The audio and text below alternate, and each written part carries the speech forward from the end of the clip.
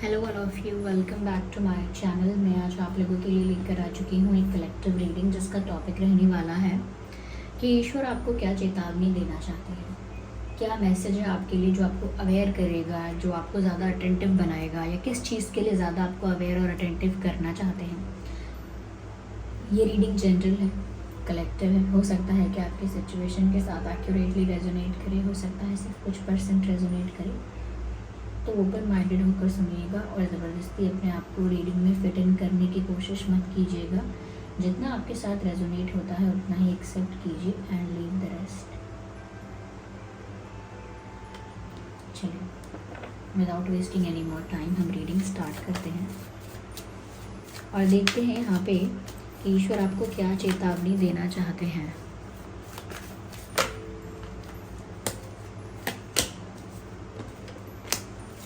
Okay,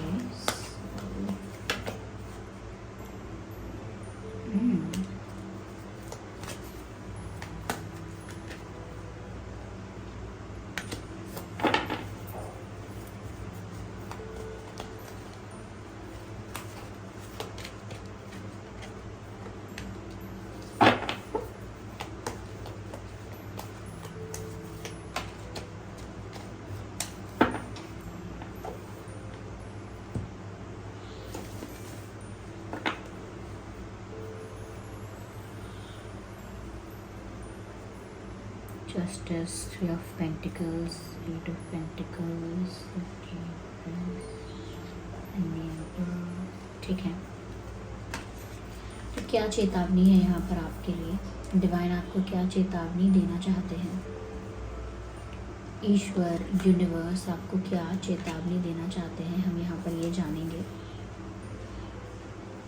देखिए viewers, सबसे पहले मुझे यहाँ पर ये चीज़ नज़र आ रही है कि सबसे पहले मुझे यहाँ पर ये चीज़ नज़र आती है कि आपसे कोई मिस्टेक ना हो जाए इस वक्त, क्योंकि आपको यहाँ पर वो मिलने वाला है जो आप डिज़र्व करते हो। यानी कि इस सिचुएशन में जस्टिस सर्व होने वाला है, कर्मा सर्व होने वाला है। अगर आपको किसी ने हर्ट किया था, अगर आपको किसी ने दुख दिया था, आपको किसी ने चीट किया था, बिट्रे किया था, तो उसको उसके कर्मों की सज़ा मिलने वाली है। ऐसा नहीं है कि इस सज़ा में आपको खुश होना है या आपको दुखी होना है, या इसमें आपको ऑडियंस बन जाना है कि आप बैठ के देख रहे हैं कि क्या हो रहा है अगले के साथ। नहीं, उनके साथ जो होना है जैसे भी जस्टिस सर्व होगा वो डिवाइन जस्टिस है, वो अपनी तरह से सर्व हो जाएगा। वो कर्मा है, वो अपनी तरह से जैसे उसे होना चाहिए परफेक्टली सर्व हो जाएगा। उसमें आप अपना इन्जॉयमेंट या आप अपना पेन या उसमें आप अपना एक वॉचर वाला और एक ऑडियंस वाला रोल मत प्ले कीजिएगा। उसमें आप ये सब मत बनिएगा कि आप दर्शक बन गए उस चीज़ के, वो भी मत करिएगा। तो आपसे मिस्टेक ना हो जाए, इस बात का आपको ज़रूर ध्यान रखना है। You don't commit a mistake इस चीज़ के बारे में, क्योंकि हो सकता है कि क्योंकि आपने कभी वो दर्द, वो पेन झेला था, अब वो कर्मा सर्व हो रहा है और उस पर्सन को वो पनिशमेंट या वो कर्मा मिलेगा जो उसने किया। तो इस बीच अगर आप इंजॉय करने लगेंगे उसको कि देखा क्या हुआ आपके साथ, मेरे साथ गलत किया था ना, आप देखना आपके साथ कितना बुरा हो रहा है, मुझे तो बड़ा अच्छा लग रहा है, मुझे बड़ी शांति है, ये सब मत कीजिएगा। दिस इज सिक, ऐसा कोई नहीं करेगा। ओके तो यहाँ पर जो करता है वो भुगतता ही है। इसमें सुख और दुख की क्या बात है, अपने हमारा पर्सनल सुख और दुख क्या है इसमें। ये मिस्टेक आप लोगों से ना हो जाए, इसीलिए डिवाइन यहाँ पर आपको गाइड कर रहे हैं। Okay, ignore the background noise. This is the first thing that you have to do in my video. Just focus on my voice only. यहाँ पर मुझे ऐसा भी लग सकता है व्यूअर्स कि ये भी पॉसिबल है, इस चीज़ के लिए भी आपको अवेयर किया जा रहा है कि आप ना ये भी हो सकता है कि आप टीम वर्क में कुछ करेंगे, यानी ग्रुप में काम करेंगे, कुछ मिल के करेंगे किसी के साथ, चाहे वो फैमिली है, रिलेटिव्स है, आपका ऑफिस है, आपका वर्क प्लेस या आपका क्लास है, आप अगर पढ़ते हैं, एक स्टूडेंट है अभी, या वेर एवर, कहीं भी अगर आप कहीं पर एक टीम वर्क कर रहे हैं, मिल के काम कर रहे हैं, जिसमें आपका कितना भी एफर्ट लगाओ, लेकिन हो सकता है कि क्रेडिट कोई और ले जाने की कोशिश करे या ले जाए। तो इस बात से बुरा भी मत मानिएगा, लेकिन हाँ, जितना आपने एफर्ट लिया है उतना आपका रिकॉग्निशन अपने आप ही मिलेगा। तो ऐसा लगता है कि अगर आपके काम का क्रेडिट कोई ले जाना चाहेगा तो भी नहीं ले जा पाएगा। बस आप एंग्शियस मत हो जाना, आप मत दुखी हो जाना इस बात से, आप चिंता में मत पड़ जाना कि मैंने किया नाम किसी और का, ऐसा कुछ नहीं, कोई क्रेडिट नहीं ले जा पाएगा क्योंकि वो ले जा नहीं सकता है। लेकिन आपकी एंग्जाइटी आपको मेंटली परेशान कर सकती है। जैसे आपने प्रोजेक्ट बनाया, ओके, उस पर आपने अपना नाम लिखना भूल गए हैं, आपको लग रहा है कोई और अपने नाम से सबमिट कर देगा, मैं एग्जांपल दे रही हूँ, और उसको ज़्यादा ग्रेड्स मिल जाएंगे। तो ऐसा नहीं होने वाला है। अगर आपके प्रोजेक्ट पे आपका नाम नहीं है तो पूछा जाएगा ये किसका प्रोजेक्ट है जिस पर नाम नहीं लिखा है, आप अपनी मिस्टेक सुधार लीजिएगा। यानी कि आपको अपॉर्चुनिटी मिल जाएगी, ओके, आपको अपॉर्चुनिटी मिल जाएगी, आपको रिकॉग्निशन भी मिल जाएगा। लेकिन कोई कुछ ऐसा होता है जिससे आपको लगे कि आपके हाथ का रिजल्ट या क्रेडिट फिसल रहा है, तो वो उस चीज़ से घबराना नहीं। दूसरी चीज़ यहाँ पर ये लग रही है, फिर भी ऐसा नहीं है कि अगर आप सोचे मैं टीम वर्क में काम ना करूँ या मैं ग्रुप में काम ना करूँ, मैं किसी के कोऑपरेशन में कोऑर्डिनेशन में काम क्यों करूँ, मैं अकेले कर सकता हूँ, अपना अकेले काफ़ी हो सकते हैं आप अकेले। लेकिन फिर भी यहाँ पर आपको मिलजुल के काम करना है, लोगों के साथ कोऑपरेट करने की, लोगों के साथ हार्मनी में रहने की, या लोगों के साथ कोऑर्डिनेट करने की ज़रूरत भी है। There is the requirement of coordination, coordinate कीजिए, ठीक है। हम जो ह्यूमंस हैं यहाँ पर वो इसीलिए हैं कि हम को एग्जिस्ट करते हैं, एक दूसरे पर हमारी डिपेंडेंसी है, किसी तरह से हम को एग्जिस्ट करते हैं, तो इसीलिए कोऑर्डिनेशन भी ज़रूरी है। आप कोई भी काम कर रहे हैं, चाहे आप वर्क प्लेस की बात है आपके या आपके फैमिली की बात है, कोई भी बात है, यहाँ पर आप कोऑर्डिनेशन मेंटेन करके रखिएगा कि हम सब मिलजुल के करेंगे, जो भी करेंगे काम बांट के करेंगे और एक साथ करेंगे, ठीक है। अकेले अकेले आगे भागने के बारे में मत सोचिएगा या ये मत सोचिएगा मैं अकेला काफ़ी हूँ। ऑफकोर्स आप काफ़ी हो सकते हैं, but this won't be a right approach, वो सही तरीका ही नहीं होगा इस सिचुएशन में। इस सिचुएशन में सही तरीका यही है कि आप लोगों के साथ अच्छा तालमेल बना के चलें। यहाँ पर ऐसा भी लगता है व्यूअर्स कि आपको हार्डवर्क करना पड़ेगा, जितना अगर आप बिल्कुल आलसी हो रहे हैं या सोच रहे हैं कि थोड़ा कम भी करेंगे तो चल जाएगा, थोड़ा ज़्यादा काम नहीं करेंगे तो चलेगा, थोड़ा ज़्यादा इंटरेस्ट नहीं दिखाएंगे तो भी चलेगा, थोड़ा डिले करेंगे, लेट करेंगे तो भी चलेगा, ऐसा कुछ नहीं चलेगा। आपको हार्डवर्क करना पड़ेगा। यहाँ पर ऐसा लगता है कि जो भी रिजल्ट आप एक्सपेक्ट करते हैं, जो भी रिकॉग्निशन आप एक्सपेक्ट करते हैं, जैसा भी आउटकम आप अपनी लाइफ में चाहते हैं, या जैसी प्रोडक्टिविटी, ग्रोथ या डेवलपमेंट आप अपनी लाइफ में चाहते हैं, उसी के अकॉर्डिंग आपको हार्डवर्क करना पड़ेगा। बिल्कुल इक्वल मिलने वाला है आपको, जितना आप हार्डवर्क करेंगे उतना मिलेगा, जितना नहीं करेंगे उतना नहीं मिलेगा। तो मतलब जितना गड्ढा खोदेंगे उतना ही पानी पिएंगे, वो वाला यहाँ पर हिसाब किताब है, उससे ज़्यादा नहीं, उससे कम नहीं। तो यहाँ पर आपको हार्डवर्क में तो लगे रहना पड़ेगा, विदाउट बीइंग लेजी, लेथार्जिक। अपने आप को आलस में नहीं घेर सकते आप। अब देखिए विंटर्स होते हैं, विंटर्स में ह्यूमंस भी हाइबरनेट करने लगते हैं और अपना काम काज कम कर देते हैं, तो नेचुरली थोड़ा बहुत कम हो जाता है। लेकिन उसके बावजूद भी फिर भी आपको ज़्यादा एक्टिव रहना है, चाहे एक्सरसाइज करके एक्टिव रहें, मेडिटेशन करके एक्टिव रहें, ये जो भी आपकी हॉबीज़ हैं उनको फॉलो कीजिए, उस वजह से एक्टिव रहिए। लेकिन अपने माइंड को और अपनी एनर्जी को एक्टिव रखिए और हार्डवर्क करने से कतराइएगा मत।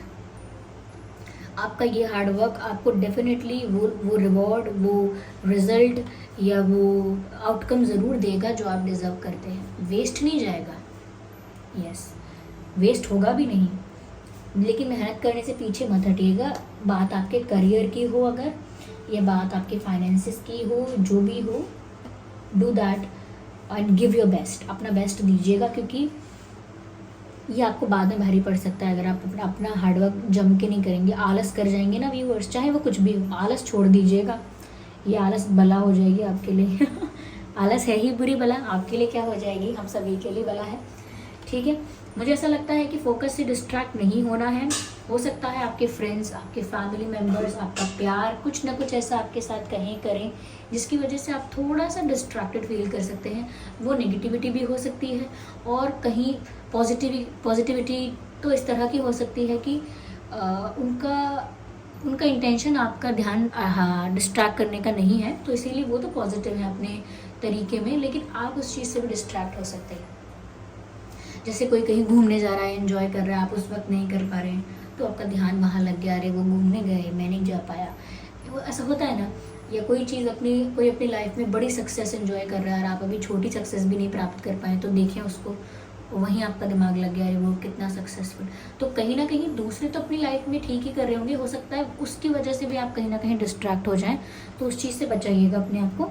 और दूसरा कि नेगेटिविटी से बचा के रखिएगा कि कोई क्रिटिसाइज कर रहा है आपको, कोई खिल्ली उड़ाता है आपकी, आपको अंडर एस्टिमेट करता है, तेरे बस का नहीं है, रहने दो, या ऐसा बोलता है कि इतना भी नहीं आता आपको इतना भी नहीं पता, इतना तो बेसिक है, इतना तो कॉमन सेंस है। तो बहुत ज़्यादा आपको डीमोटिवेट, डिस्करेज करने की अगर कोशिश करे आपको, या कोई आपके काम पे हंसे, या आपका काम करने का तरीका है उस पर हंसे, आपके स्टाइल पर हंसे, या हंसे ही नहीं सिर्फ क्रिटिसाइज भी करे, आपको गलत बोले ऐसे करके तो आप ज़िंदगी में कभी आगे नहीं पहुंच पाओगे, या ऐसे करके तो कुछ नहीं होने वाला है।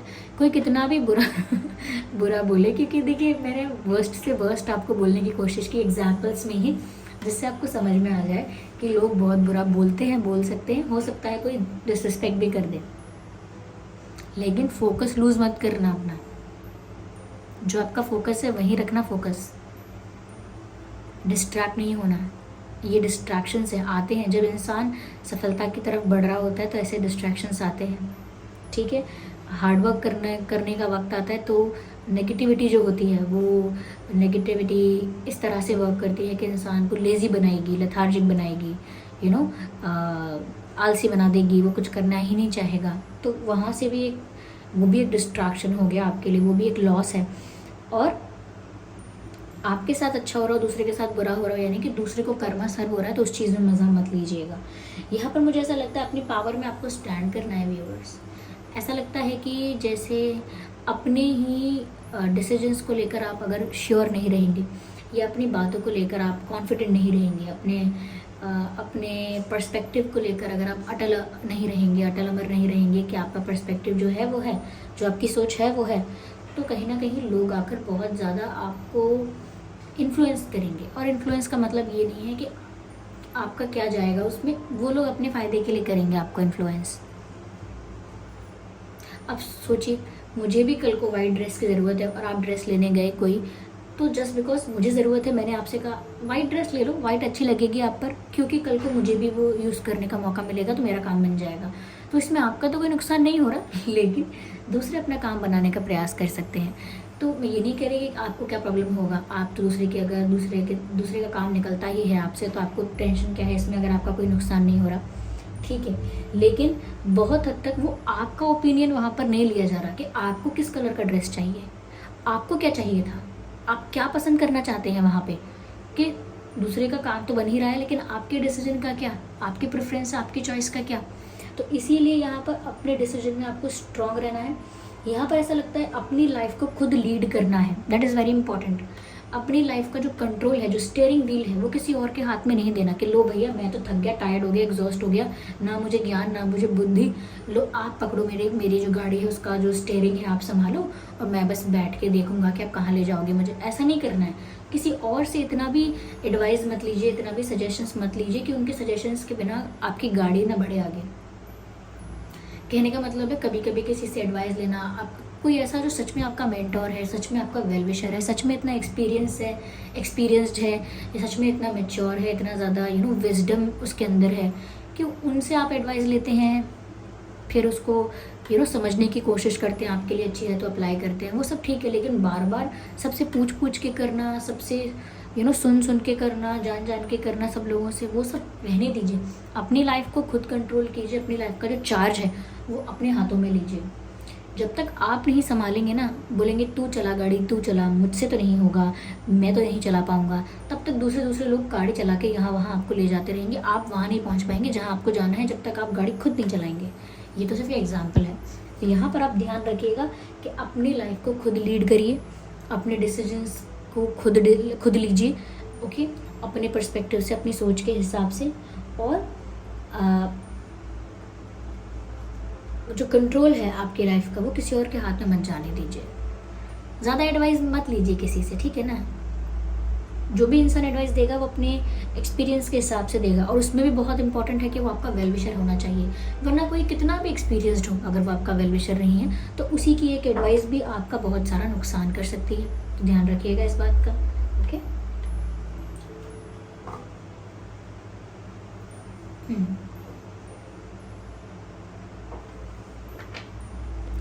चलिए यहाँ पर मैं कुछ आप लोगों के लिए ना डिवाइन मैसेजेस लेती हूँ टू सी कि डिवाइन आपको क्या गाइड कर रहे हैं इन दैट केस। देखिए ये तो कुछ एडवाइस थी आपको जिन चीज़ों के लिए अवेयर रहना है, अवेयर रहिएगा इन चीज़ों के लिए, ज़्यादा स्ट्रेस मत लीजिए क्या है क्या नहीं है। Divine order messages, do what you feel is right, an important lesson is unfolding. Okay, do what you feel is right, वही कीजिए जो आपको लगता है सही है। जो दूसरे बता रहे हैं कि ये सही है तेरे लिए, वो सही है, वो मत करिए। जो आप जिस चीज़ में कन्विंस्ड है वो कीजिए। कभी कभी आपकी इंट्यूशन आपको सही बता रही होती है, लेकिन दूसरे का ओपिनियन बात बिगाड़ देता है। अंतर्मन की भी सुनिए। आप जो फील कर रहे हैं और आपको लगता है वो सही है, उसमें किसी भी का भी नुकसान नहीं है, उसमें किसी का भी कोई हार्म नहीं है, तो वो चीज़ कर लीजिए, कोई दिक्कत नहीं है। क्योंकि इम्पॉर्टेंट लेसन इज़ अनफोल्डिंग का मतलब यहाँ पर ये है कि यहाँ पर आपके लिए एक इम्पॉर्टेंट लेसन आपको मिलने वाला है आपकी लाइफ में, कि आपको कितने हद तक किसी की बात सुननी है या किस सिचुएशन में क्या करना है, कब किसी की एडवाइस लेनी है, कब नहीं लेनी है, कैसे डील करना है सिचुएशन को। एक इम्पॉर्टेंट सीख आपको मिलने वाली है, कुछ सीखने वाले हैं आप, एक इम्पॉर्टेंट लेसन आप सीखने वाले हैं। तो उस चीज़ के लिए आप कहीं ना कहीं ऐसा लगता है कि अपने आप डिसीजन लेना सीखिए, क्योंकि यहाँ पर आपके लिए एक लेसन है जो आप लाइफ में सीख कर आगे निकलेंगे। Oh my God, Krishna. Gratitude show करेंगे हम सब। ओके, ग्रैटिट्यूड शो कीजिए, थैंक्स बोलिए क्योंकि भगवान श्री कृष्ण ने आपकी रीडिंग को ब्लेस किया है। वो आए हैं आपकी रीडिंग में और आपको गाइड करने आए हैं, आपको सजेस्ट करने आए हैं, नॉट सजेस्ट, आपको गाइड करने आए हैं, आपका मार्गदर्शन करने आए हैं, ठीक है, आपको ब्लेस कर रहे हैं। तो यहाँ पर हम ग्रैटिट्यूड शो करेंगे और खुशी है हमें इस बात की, ठीक है। ग्रैटिट्यूड शो करना बहुत ज़रूरी है। Thank you thank you thank you so much. Okay, तो यहाँ पर व्यूअर्स डिवोशन का मैसेज है श्री कृष्ण का, डिवोशन का मैसेज है। Trust your spiritual guidance. मैंने अगेन आपसे वही कहा था, आपका अंतर्मन क्या कहता है, आपकी इंट्यूशन क्या कहती है, उसको ट्रस्ट करना सीखिए। Trust your spiritual guidance, your commitment has been recognised, beautiful, you are loved unconditionally. Beautiful, जो डिवाइन है, जो श्री कृष्ण है, जो भगवान है, परमात्मा है, यूनिवर्स है, परम ब्रह्म है परम ब्रह्म जो है व्यूअर्स, जो ये यूनिवर्स है, कुछ भी कह लीजिए आप, कुछ भी कह लीजिए, ये श्री कृष्ण आपको अनकंडीशनली प्यार कर रहे हैं, आप पर अनकंडीशनल प्यार की वर्षा कर रहे हैं, प्रसन्न है आपसे, संतुष्ट हो गए, खुश हो गए आपसे ऐसा लगता है कि यहाँ पर कह रहे हैं your commitment has been recognised, कि जितने आप डिवोटेड, डेडिकेटेड रहे हैं, जितना आपने हार्डवर्क किया और जिस चीज़ के लिए जितना ज़्यादा फोकस्ड रहे हैं, जितना समय आपने उस एक चीज़ के लिए डिवोटेड किया है, वो आपका डेडिकेशन, डिवोशन रिकॉग्नाइज किया गया है, वो आपका हार्डवर्क रिकॉग्नाइज किया गया है, यानी कि वहाँ तक पहुँचा है वो यूनिवर्स तक, भगवान श्री कृष्ण तक, वो रिकॉग्नाइज किया गया है कि आप कितने हार्डवर्किंग और कितने पैशनेट रहे हैं।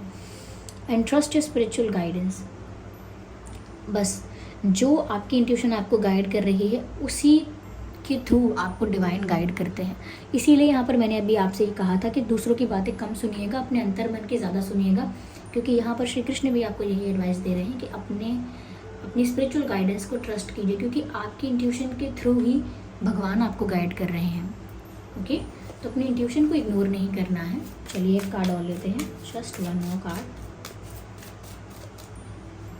Know just one.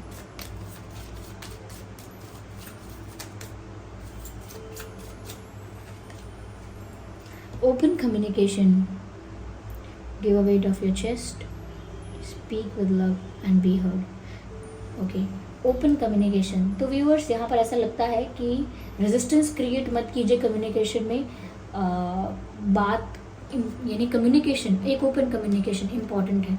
अगर बात करने में झिझक है, हेजिटेशन है, अपना ओपिनियन रखने में, अपनी बात कहने में, तो वो झिझक नहीं होनी चाहिए, वो रुकावट नहीं होनी चाहिए, वो कहीं ना कहीं वो रेजिस्टेंस नहीं होना चाहिए। ओके, ये एक भार है, एक बर्डन की तरह है कि आप जो कहना चाह रहे हैं वो कह नहीं पा रहे हैं, अपनी बातों को सप्रेस करते जा रहे हैं, दबाते जा रहे हैं, जो आपका ओपिनियन है उसको दबा के चलते हैं। तो वो मत कीजिए, जो लगता है उसे बोलिए और आपको सुना भी जाएगा। प्यार से बोलिए, धैर्य से बोलिए, आराम से बोलिए, लिखा भी जा रहा है स्पीक अप विद लव, बोलिए लेकिन प्रेम से बोलिए, मधुरता से बोलिए, अच्छी वाणी से बोलिए, सब सुनेंगे आपकी बात। ऐसा मत सोचिए कि मैं बोलूँगा कोई मेरा ओपिनियन मैटर नहीं करेगा, कोई मेरी बात सुनेगा नहीं और सब मुझे जज करेंगे मेरी बात के लिए कि ये कैसी बातें करता है करती है, या मेरी बात को स्टूपिड समझेंगे कि इसके अंदर मैच्योरिटी नहीं है, या ओवर स्मार्ट समझेंगे, छोड़ो मैं बोलता ही नहीं हूँ। तो इतना ज़्यादा डरिए मत, अपनी तरफ से ओपन कम्युनिकेशन रखिए और बोलिए, लेकिन प्यार से बोलिए, अच्छे से बोलिए, रिस्पेक्ट से बोलिए, आपकी बात सुनी भी जाएगी। ओके, तो यहाँ पर ये बहुत ज़रूरी है क्योंकि आपकी बातें लोगों तक पहुँच ही नहीं पा रही हैं, तो लोग समझते ही नहीं हैं कि आप क्या सोचते हो, आपका क्या मानना है, आपका क्या, आपकी राय क्या है, कोई नहीं जान पाता। इसीलिए बोलिए, डरिए मत, ठीक है, प्रेम से बोलिए, सुना जाएगा आपको। तो ये थी रीडिंग। आई होप ये रीडिंग आपके लिए हेल्पफुल रही है। अगर थोड़ी भी हेल्पफुल रही है तो वीडियो को लाइक करें, कमेंट करके बताएं कितने % आपको हेल्प करती है, कितने % आपकी सिचुएशन से रेजोनेट करती है, कमेंट करके बताएं। और ग्रैटिट्यूड शो करें श्री कृष्ण भगवान को कि वो आपकी रीडिंग में आके उन्होंने आपको ब्लेस किया, आपको गाइड किया।